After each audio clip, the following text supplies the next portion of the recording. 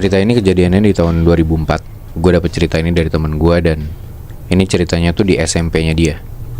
Di saat itu 2004. Ada seorang satpam yang kerja di SMP itu di daerah Jakarta Selatan. Gue nggak bisa sebut SMP-nya di mana. Oke. Posnya dia itu di bagian depan sekolah, ya udah pastilah ya. Dan nama satpamnya ini Rinto. Dia tuh umurnya 26-27an lah. Emang satpam baru yang masih muda juga. Dan selain Rinto sebagai satpam sekolah, ada juga satu orang lagi nih, umurnya hampir 30-an, namanya Dadang. Nah, Dadang ini adalah salah satu penjaga sekolah. Dia kayak cleaning service gitu loh. Kebayang gak sih lo kalau misalkan di sekolah lo tuh dulu kayak ada penjaga sekolah yang emang tinggal di situ? Iya. Nah, si Dadang ini rumah atau kamarnya itu letaknya tuh di bagian sudut kiri belakang sekolah. Jadi ini layout sekolahnya ya, biar gampang lu bisa bayangin. Jadi itu dari bagian depan, dari bagian posnya si satpam ini ada di tengah bagian depan sekolah. Ya pasti dong, gerbang sekolah gitu kan. Lu masuk ke dalam sekolahnya, terus lu ke kanan, ke ujung, ke belakang, lewat sisi kanan sekolah. Itu tuh di belakang sekolah ada pohon bambu gitu, Muy. Nah, sepanjang dari kanan ke kiri bagian belakang sekolah. Nah, terus dari sudut kanan belakang itu lu ke arah kiri, dan tempat letak si kamar Dadang itu di paling belakang sudut kiri sekolah.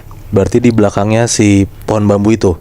Betul, bisa dibilang gitu. Oke. Jadi kayak gampangnya ya di depan tuh pos satpam, terus di bagian belakang bagian kiri yaitu ada kamar si Dadang.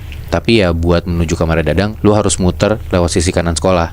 Ya, jadi nggak bisa langsung gitu loh, Muy. Nah, Dadang sama Rinto ini cukup dekat karena emang umurnya mereka nggak beda jauh kan, kayak cuman beda 3-4 tahunan lah.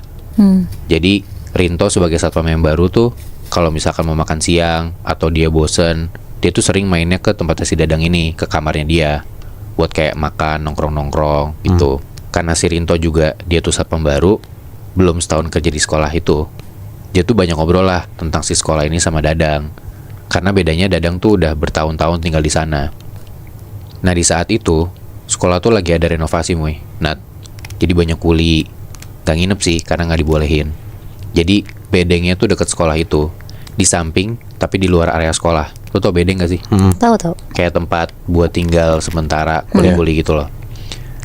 Karena ya anak-anak SMP kan gak nyaman kalau misalkan ada bedeng atau rumah kuli itu di dalam area sekolahnya. Nah, di suatu malam Rinto tuh mau nginep di sekolah. Ya otomatis tidurnya sama Dadang dong, di kamarnya Dadang di bagian belakang sekolah itu. Singkat cerita, hari udah malam, dan setelah udah ngerokok-ngerokok depan sekolah, mereka masuklah ke dalam sekolah. Itu sekitar jam 10-an malam. Masuk ke area sekolah, sama tuh kayak yang gue bilang tadi. Dari pos bagian depan, mereka ke ujung kanan dulu, lurus, terus ke belakang, lewat sisi kanan, sampai ke ujung, baru tuh belok kiri, ngelewatin pohon-pohon bambu yang gue bilang tadi. Panjangnya sekitar 100 meteran lah. Sekolah juga gak gede dan gak kecil, kayak biasa aja. Mereka nyusurin tuh pohon-pohon bambu itu, yang mana di dekat bagian pohon-pohon bambu itu juga emang lagi direnov buat bikin ruangan baru. Jadi kayak banyak kayu-kayu, banyak semen, agak-agak berantakan lah di sisi kanan belakang itu. Terus tiba-tiba pas lagi nyusurin pohon-pohon bambu itu, si Rinto ngerasa kayak ada biji atau buah kecil tuh yang kena di pundaknya dia. Jadi kayak dari arah belakang kayak dilempar sama orang gitu loh. Terus Rinto respon, apaan tuh? Dari situ tuh Dadang langsung nengok, terus dia teriak ke arah belakang, jangan ganggu. Ada satu komplek di daerah Jakarta Selatan. Rumah-rumah di dalam komplek ini tuh kayak gede-gede banget gitu, lebih kayak di daerah Senopati gitu-gitu, kebayang kan? Nah, tapi komplek ini bukan komplek buntu. Jadi kayak lo tuh bisa ngelewatin jalanan komplek ini buat motong. Jadi mobil motor pun juga bisa lewat lalu lalang gitu. Jalan pintas berarti. Iya, bisa jalan pintas juga. Nah, di sana ada satu rumah tua yang udah lama banget kosong. Orang-orang yang emang udah lama tinggal di sana pun juga udah kebiasa lah lewatin rumah ini malam-malam. Dan mereka pun juga dalam tanda kutip ya, udah kenalan sama si penunggu rumah ini. Sesapam-sapamnya pun juga udah biasa banget kalau misalnya lagi ronda malam-malam ngelewatin rumah itu. Jadi kayak orang-orang lama yang tinggal di komplek itu udah biasa lah akan kehadiran si rumah tua yang udah lama kosong ini. Oke. Nah, di komplek itu ada 4 sapamnya. Biasanya 2 pagi dan 2 malam shiftnya. Nah, ada satu waktu di tahun 2014, gue diceritain sama temen gue yang tinggal di komplek itu. Ada satu sapam baru gitu, Nat. Sapam muda, umurnya 24 tahun, namanya Agus kita sebut aja. Oke. Nah si Agus ini baru kerja jadi sapam di komplek itu pas di momen itu ya yang teman gue cerita tahun 2014 itu sekitar semingguan lah. 4 sapam lainnya ya senior-senior, bahkan ada 3 sapam yang emang udah jaga di sana sekitar 20 tahun. Karena si Agus ini masih baru, jadi selalu ditaruh di shift pagi sampai sore. Jadi jam 6 sore dia udah beres kerja.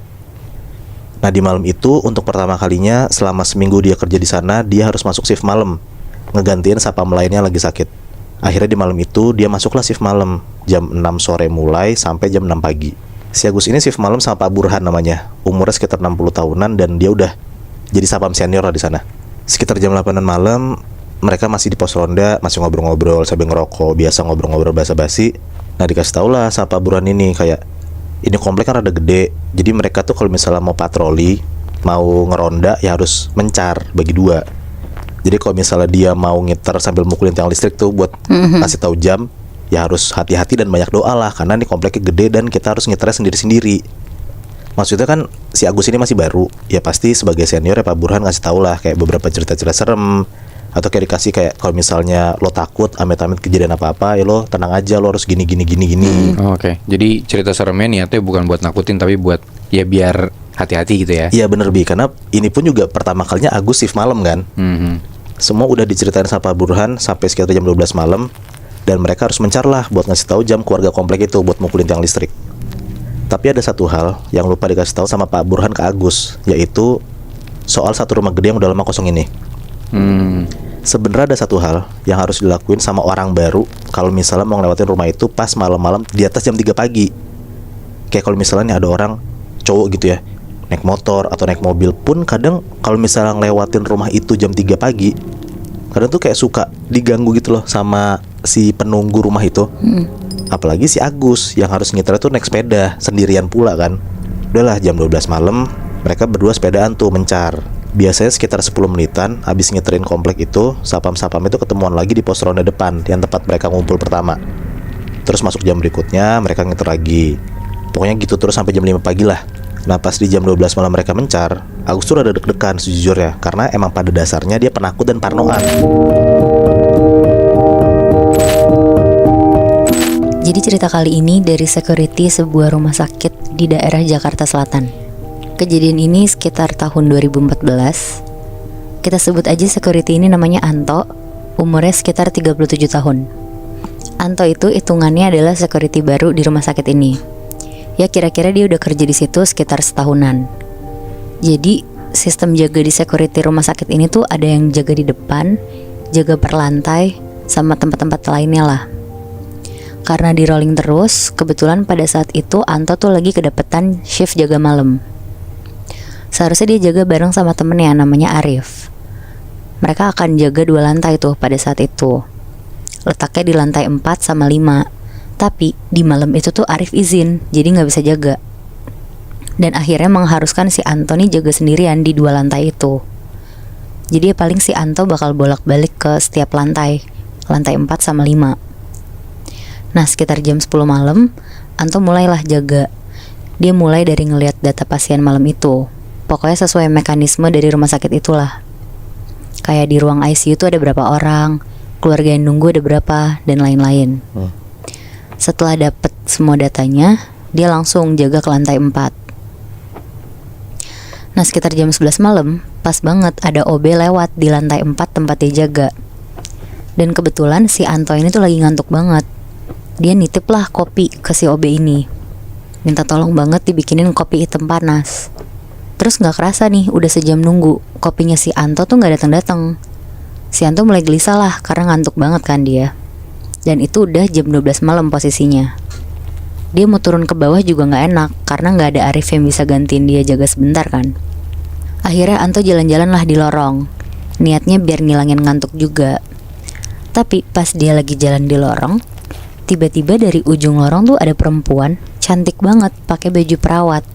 Lagi jalan ke arah Anto sambil bawa gelas kopi. Jadi kayak papasan itu ya? Iya benar Moy. Anto berhenti terus langsung ngeliatin perempuan ini. Tapi perempuan ini tuh jalan aja lurus ngelewatin Anto, terus naruh kopinya di atas meja Anto. Terus bilang, "Kopinya mas." Anto tuh di situ benar-benar cuma bisa diem aja, kayak matung gitu loh. Saking dia tuh sebenarnya nggak tahu kalau ada perawat secantik itu. Dia lebih ke takjub gitu Moy, Bi. Karena penasaran banget, Anto tuh sampai nungguin OB yang tadi lewat ke lantai 4. Ya karena logikanya kan pasti dititipin kan sama OB ini ke perawat cantik itu. Sampai akhirnya kira-kira jam 2 pagi, OB-nya tuh baru muncul bawa kopi. Terus bilang ke Anto, "Mas, maaf ya lama, tadi saya bersihin ruangan yang ketumpahan kopi dulu." Terus Anto kan bingung ya, nanyalah dia, "Lah ini tadi ada perawat cakep banget ngasih kopi panas. Udah habis nih kopinya, lihat aja." Terus ditanya lagi sama Anto, "Ada perawat baru ya?" Ngedengar itu OB-nya tuh bingung banget. Dia cuma bisa jawab, "Nggak tahu sih ya mas, saya nggak nitip siapa-siapa kok buat bikinin kopi si emas."